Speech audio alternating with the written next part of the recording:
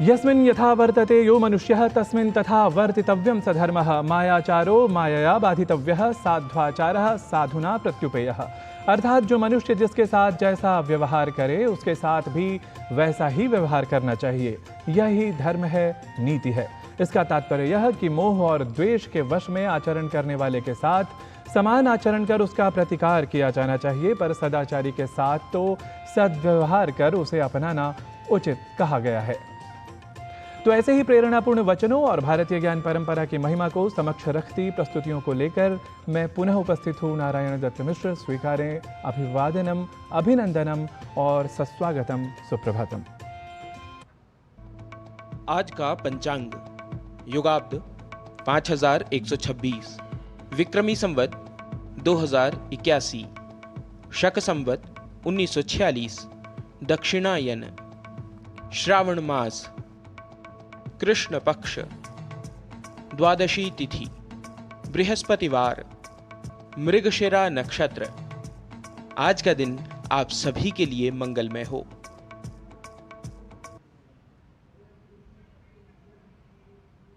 तो ये था आज का पंचांग। आज के पंचांग के बाद अब समय है सुप्रभातम में सुभाषित का। कहा गया है कि अच्छा सुनने और उसे सुनकर समझकर जीवन में व्यवहार के लिए अच्छे वचनों की सबसे पहले और सबसे अधिक आवश्यकता होती है, और अच्छे वचनों का ही अपर पर्याय या दूसरा नाम है सुभाषित, जिसे सुनकर समझकर हम सदैव स्वयं जीवन में प्रेरित रहते हैं और इससे कहीं अधिक दूसरों को भी अभिप्रेरित कर सकते हैं। तो आज ऐसे ही एक प्रेरक वचन या भाषित को सुनते हैं सुप्रभातम की दूसरी प्रस्तुति अर्थात सुभाषित के माध्यम से।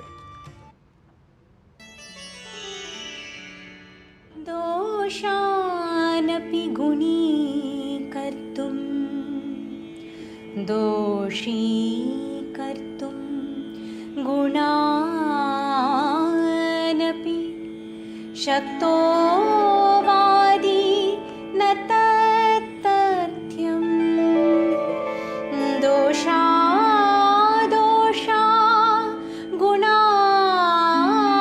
गुणा।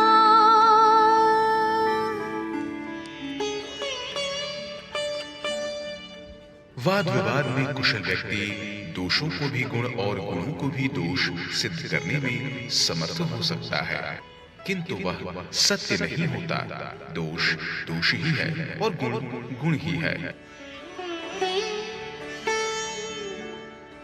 A person skilled in debate may be able to prove false as virtues and virtues as false, but that is not the truth. There are false, false, and virtues, virtues. अब समय हो चला है भारतीय ज्ञान परंपरा से जुड़ी प्रस्तुति का, और हम जानते हैं कि भारतीय ज्ञान परंपरा में संस्कृत भाषा का और संस्कृत वाङ्मय का बहुत विशेष स्थान है, क्योंकि संस्कृत वाङ्मय की विशालता और संस्कृत भाषा की सर्व प्राचीनता और वैज्ञानिकता संपूर्ण विश्व में अद्वितीय है। और यह हम भारतीय या संस्कृत संस्कृति प्रेमी ही नहीं, बल्कि पाश्चात्य भाषा शास्त्री और सभी प्रबुद्ध वैज्ञानिक भी स्वीकारते हैं। आइए संस्कृत भाषा की वैज्ञानिकता और उसके प्रभाव के बारे में देख लेते हैं यह विशेष रिपोर्ट।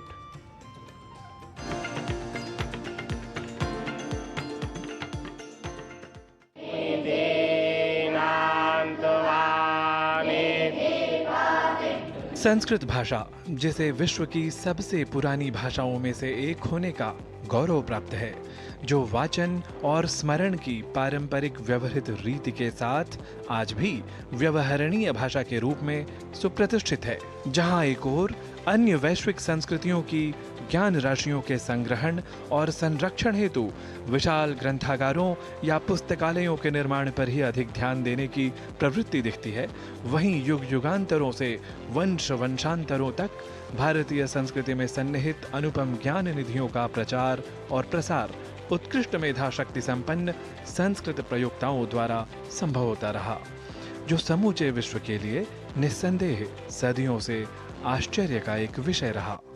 परंतु अब आधुनिक विज्ञान के अनुसार हुए अनेक शोधों से यह तथ्य अधिक स्पष्ट हो गया है कि संस्कृत भाषा का उच्चारणगत तथा स्मरण परक प्रभाव इतना होता है कि मस्तिष्क स्वयं अधिक सक्रिय होकर मनुष्य की बुद्धि की संग्राहकता और प्रत्युत्पन्न मतित्व को अन्य भाषाओं के प्रयोक्ताओं की अपेक्षा अधिक उत्कर्षपूर्ण स्थिति की ओर ले जाता है। अब तक की सभी रिसर्चेस शुक्ल यजुर्वेद के यजुषों के उच्चारण पर आधारित रही हैं। एमआरआई स्कैनिंग करने पर यह पाया गया कि जो वेद पाठी रहे हमारे 7-8 वर्षों का अनुभव रखने वाले, इन सभी के मस्तिष्क के वो हिस्से जो बोधगम्यता अर्थात कॉग्निटिव पावर, स्मृति दक्षता अर्थात मेमोरी पावर से संबंध रखते थे, वहाँ ग्रे मैटर की डेंसिटी लगभग 10% तक बढ़ी हुई पाई। कहने का अर्थ है कि हमारे वेद पाठी न केवल बुद्धिमान हो रहे थे बल्कि स्मृतिवान भी हो रहे थे। किंतु लेटेस्ट रिसर्चेस में कुछ नई और अत्यंत महत्वपूर्ण बातें सामने आई हैं, जिनमें से एक है कि ये नजसों के उच्चारण से हमारे शरीर का तनाव कम होता है, क्योंकि जो हमारी चुटिया के पीछे वाला हिस्सा है मेडुला ऑब्लंगेटा, यहाँ भी ग्रे मैटर अधिक मात्रा में पाया गया है। शोध अध्ययनों व वैज्ञानिक प्रयोगों द्वारा संस्कृत के मानसिक व बुद्धिगत प्रभाव को समझने के कई प्रयास समय समय पर होते रहे हैं, जहां पश्चिमी देशों के वैज्ञानिक तथा शोध केंद्र अधिक सक्रिय रहे हैं, जो भारतीय शोध संस्थानों के संसाधनों का भी सहयोग लेते रहे हैं। We compared professionally trained Vedic pundits, Yajurveda pundits, from the Delhi area with carefully matched controls, and we found really large differences in their gray matter and cortical thickness between the two groups. So this is what's called a cross-sectional study, and cross-sectional studies show you that the phenomenon that you're interested in. So in this case, we're looking, is there some relationship of the brain plasticity or the changes in gray matter that might occur from this practice. इन्हीं विशेषताओं को ध्यान में रखकर संस्कृत प्राणभूत वैदिक मंत्रोच्चार के विशिष्ट प्रभाव को यूनेस्को ने भी स्वीकृत करते हुए सन 2003 में इसे मानवता के अमूर्त सांस्कृतिक धरोहर सूची में सम्मिलित किया था।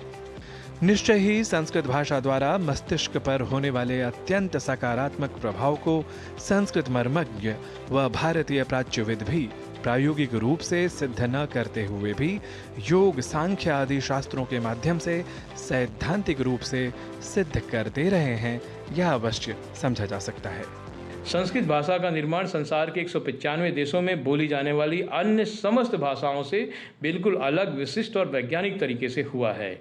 अन्य देशों में जहाँ शब्दों का निर्माण और उनके अर्थों का विकास हुआ, वहीं भारत में ऋषियों ने यह जानने की कोशिश की कि हमारा मस्तिष्क कैसे शब्दों को ग्रहण करता है, उनका अर्थ समझता है, शब्दों का भंडारण करता है और फिर आवश्यकता के अनुसार उनका प्रयोग करता है। इसके द्वारा उस युग में ही एक भाषा विज्ञान का निर्माण हुआ, जो कि वस्तुतः हमारे मस्तिष्क की कार्य पद्धति का एक नमूना, एक मॉडलिंग ही था, जिसके द्वारा ऋषि बृहस्पति ने संस्कृत भाषा को पहली बार संस्कारित किया, जिसका प्रमाण हमें ऋग्वेद के 10वें मंडल के 71वें सूक्त में मिलता है।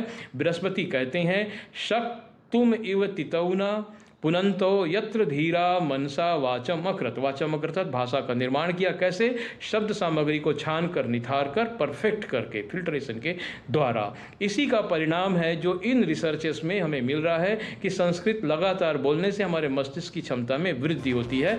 समग्रतः संस्कृत वाङ्मय और स्वयं संस्कृत भाषा की विशेषताओं को ध्यान में रखकर भारतीय ज्ञान परंपरा के सिरमौर के रूप में संस्कृत की स्थिति को निस्संदेह समझा जा सकता है। नारायण दत्त मिश्र, डीडी न्यूज।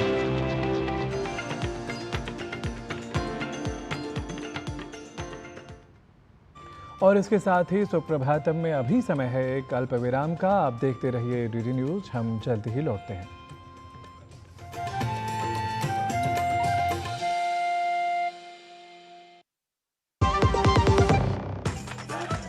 मैं क्या जी, सब जानते हैं, जहां दिखे मारियो, अपना समझ के खा लियो। स्वाद से सबको दीवाना कर दे, दीवाना कर दे। पता का चाय, गजब का स्वाद। बात जब पीढ़ियों के लिए बनने वाले घर की हो तो जिम्मेदारी बड़ी हो जाती है। गैलेंट समझता है ये जिम्मेदारी। अब डबल एम रिब्स के साथ गैलेंट एडवांस TMT रीबार, निर्माण का रियल हीरो।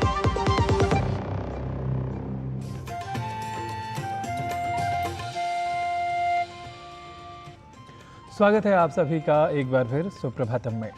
भारतीय ज्ञान परंपरा के बाद अब क्रम है स्वास्थ्य मंत्र का। स्वास्थ्य के लिए आवश्यक होती हैं औषधियाँ, पर कभी कभी इन औषधियों या दवाओं का अधिक प्रयोग हानिकारक हो सकता है। वस्तुतः दवा का असर न होना एक ऐसी स्थिति है जो अनावश्यक दवाओं के सेवन व कई अन्य कारणों से उत्पन्न हो जाती है। आइए समझते हैं कि एंटी माइक्रोबियल रेजिस्टेंस से कैसे बचा जा सकता है, जिसे बता रही हैं हमारी सहयोगिनी किरण भारद्वाज अपनी इस विशेष रिपोर्ट के माध्यम से।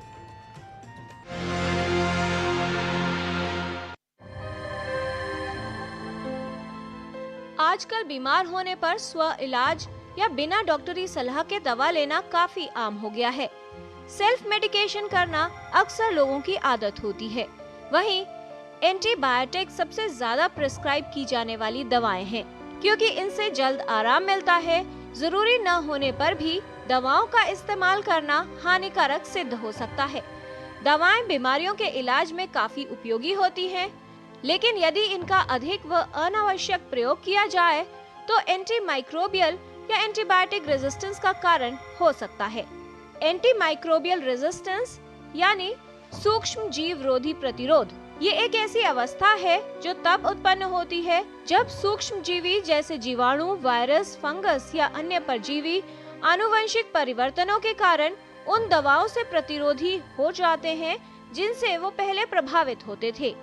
ये एक क्रमिक विकासवादी परिवर्तन है, लेकिन कुछ प्रक्रियाओं के कारण ये जल्दी हो जाता है। दवा का असर न होने के कई कारण हो सकते हैं, जैसे बिना डॉक्टरी सलाह के दवा लेना, स्व इलाज करना, एंटीबायोटिक दवाओं का अधिक प्रयोग करना, दवा पूरी खुराक में न लेना या इलाज बीच में ही छोड़ देना।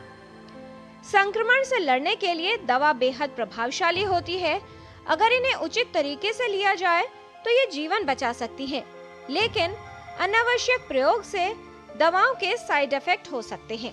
दवाओं का अधिक प्रयोग करना हानिकारक हो सकता है। एंटीमाइक्रोबियल रेजिस्टेंस की वजह से जब कोई भी संक्रमण या बीमारी होती है तो उसका इलाज मुश्किल हो जाता है, क्योंकि रोगाणु दवाओं से प्रभावित नहीं होते और दवाओं का असर कम होने लगता है। एंटीबायोटिक्स बहुत ज़रूरी दवाइयाँ हैं, ऐसा नहीं है उनकी आवश्यकता नहीं है, उनकी अत्यधिक आवश्यकता है, लेकिन हमें इन एंटीबायोटिक्स को उन रोगियों के लिए रहने देना चाहिए जिन्हें उन्हें वाकई इस्तेमाल करने की आवश्यकता है, वाकई प्रयोग करने की आवश्यकता है। अगर हम एंटीबायोटिक्स का सेवन बिना वजह से करेंगे तो सारे के सारे जीवाणु उन पे वो इनइफेक्टिव हो जाएंगे, उनके पे इफेक्ट नहीं आएगा, और फिर जब जिन लोगों को वाकई उनकी आवश्यकता है उनमें भी वो इनइफेक्टिव हो जाएंगे। इसलिए बिना मतलब के एंटीबायोटिक मत लीजिए। अधिकतर इन्फेक्शन सेल्फ लिमिटिंग होते हैं, अपने आप ठीक हो जाते हैं, उनको एंटीबायोटिक की आवश्यकता नहीं होती। एंटीबायोटिक व अन्य दवाओं के अनावश्यक और अधिक प्रयोग से बचें। एंटीमाइक्रोबियल सावधानी से उपयोग करें, स्व इलाज न करें और अगली बार दवाओं का प्रयोग करने से पहले विशेषज्ञ से सलाह अवश्य लें। किरण भारद्वाज, डीडी न्यूज।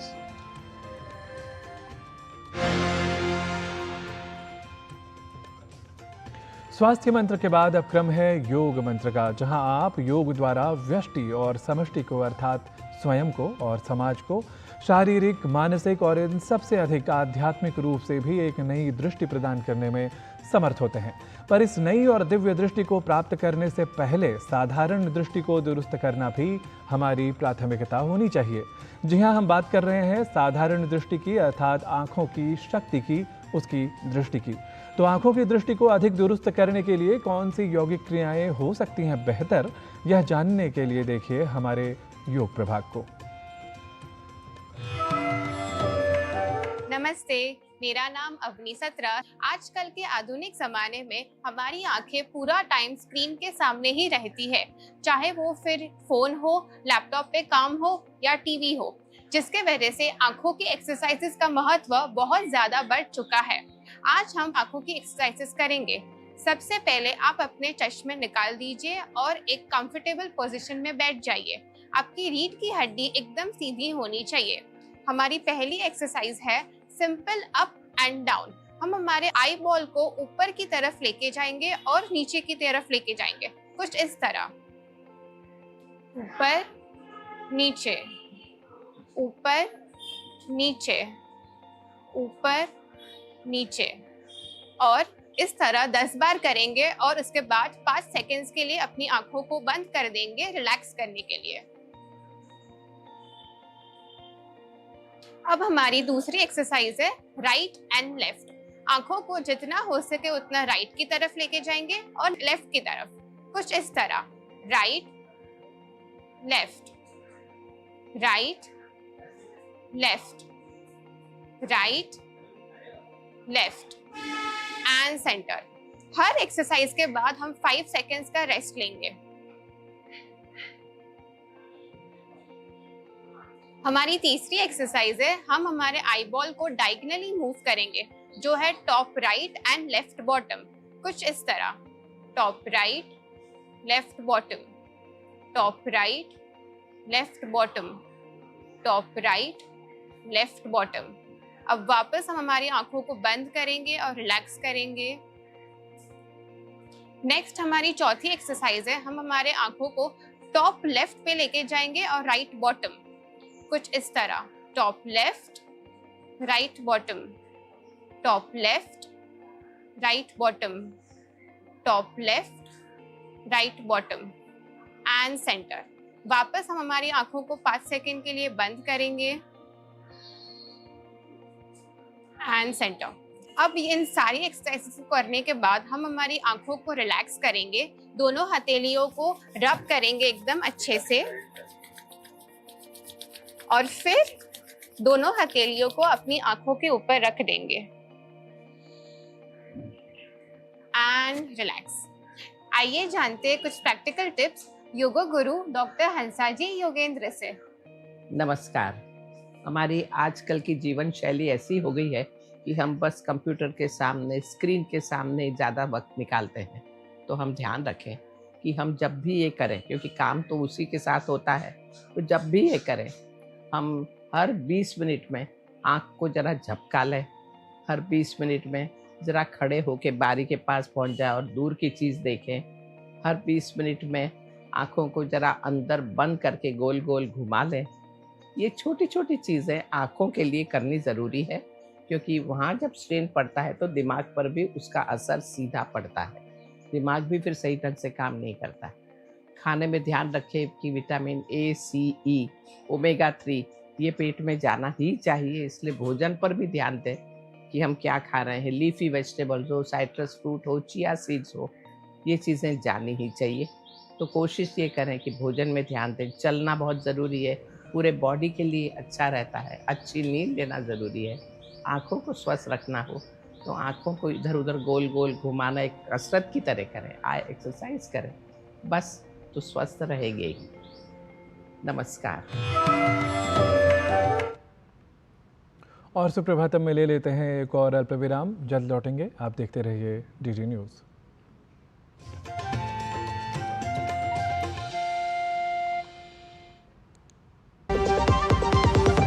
बात जब पीढ़ियों के लिए बनने वाले घर की हो तो जिम्मेदारी बड़ी हो जाती है। गैलेंट समझता है ये जिम्मेदारी। अब डबल एम रिब्स के साथ गैलेंट एडवांस TMT रीबार निर्माण का रियल हीरो। ऐसा कौन सा खजाना हाथ में लगा है? खजाना नहीं, मिशन मिल गया है हम सबकी जीत का। भारत में बना आधुनिक कीटनाशक जिसकी बेजोड़ क्वालिटी से मिले फसल की बेहतरीन पैदावार। IIL के ट्रैक्टर ब्रांड का मिशन है तो जीत पक्की।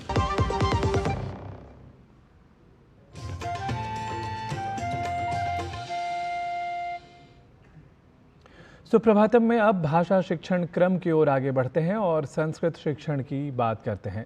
भाषा शिक्षण की आज की कक्षा में हमारे सहयोगी स्वास्थ्य से जुड़े वाक्य सिखा रहे हैं। जानने और सीखने के लिए देखते हैं संस्कृत पाठशाला प्रभाग।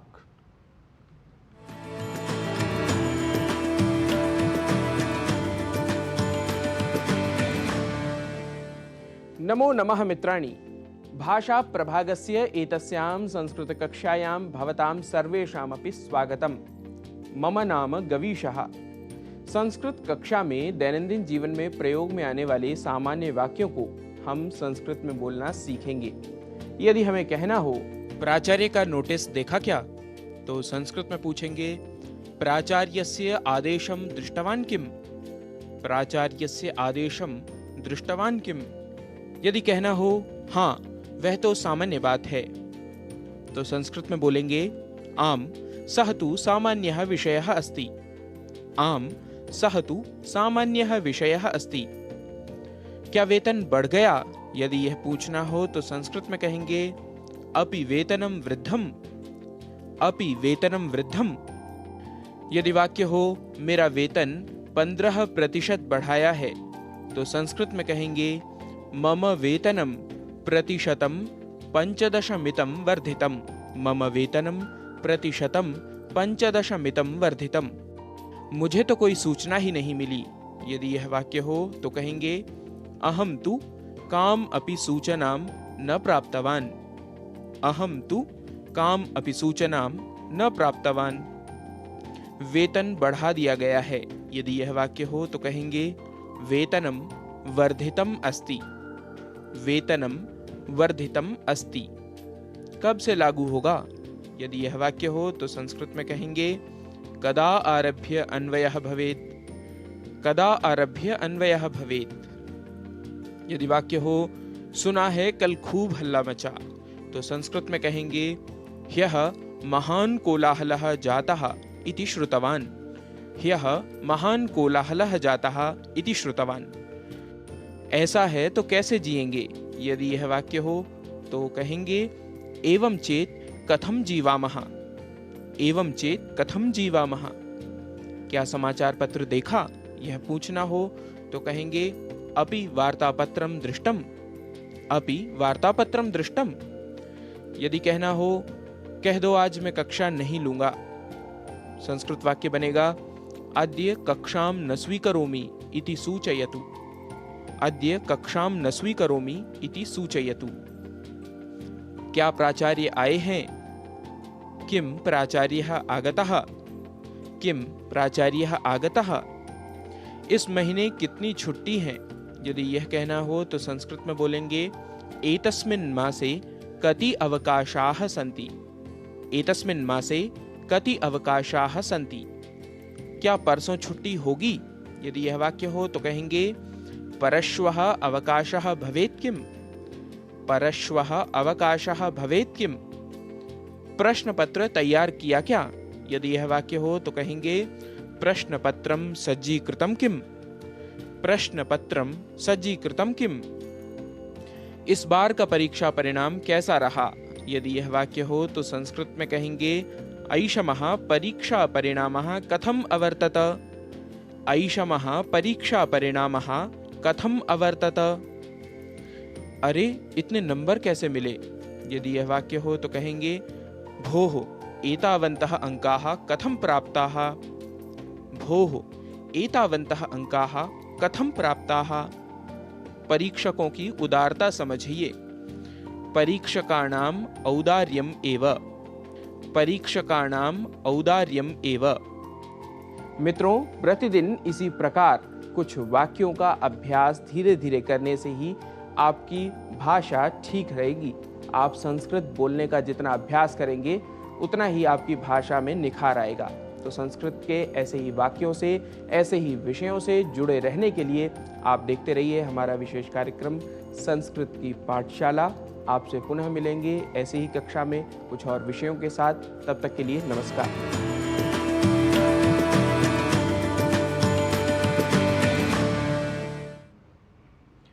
तो संस्कृत की पाठशाला में आज आपने कुछ वाक्य सीखे आजीविका से संबंधित। तो हमारे विशेष कार्यक्रम सुप्रभातम की इस विशेष प्रस्तुति में आज के लिए बस इतना ही। अभी मुझे अपने सहयोगियों के साथ दीजिए अनुमति। नमो नमः।